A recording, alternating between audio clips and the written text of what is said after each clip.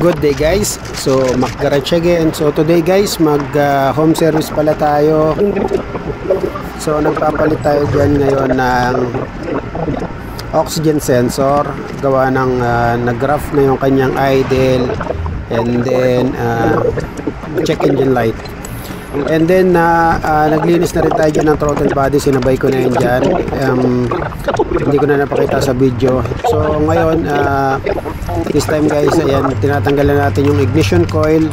Check natin yung spark plug kung it's all goods pa ba or kailangan na natin palitan. So yung nakita natin yan dyan, subjected na siya to replace. So re-replace natin yan sa susunod daw na sahod. So pwede pa naman siyang gamitin actually, pero medyo maninipis na yung kanyang mga electrode tsaka yung kanyang tip ng spark plug. Yan, palitin na talaga siya.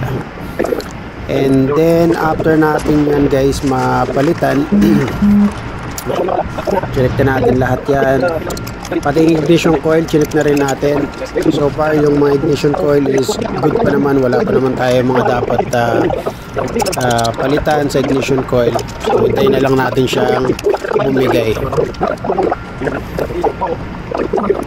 Fast forward tayo kasi medyo mahaba yung video to. Yan. So ayan, binabalik na natin yung ignition coil, natapos na rin natin palitan yung spark plug. Yan, yung cap na lang palit natin, and then after nyan mag re-reset tayo ng throttle body. Okay guys, so nalinis na natin yung spark plug, delete na natin. So check tayo ngayon.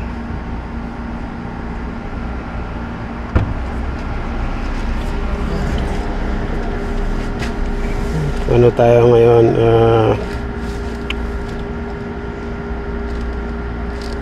maintenance, electronic throttle,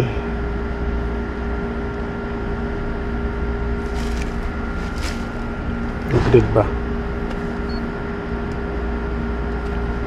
Kia,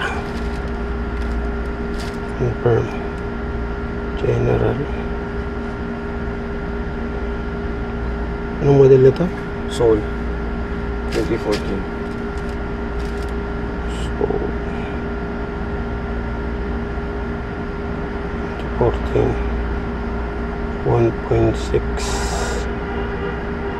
QHC, 1.6 MPI. Confirm.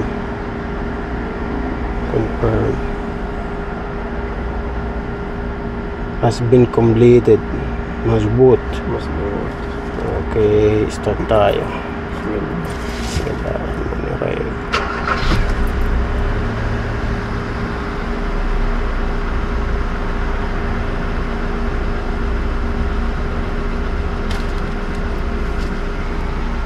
Check engine light.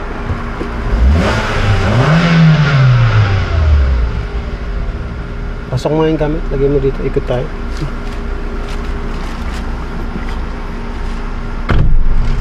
So test drive tayo guys.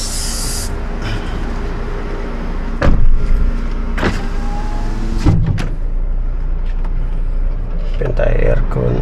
Bakit pa? Yan na lang.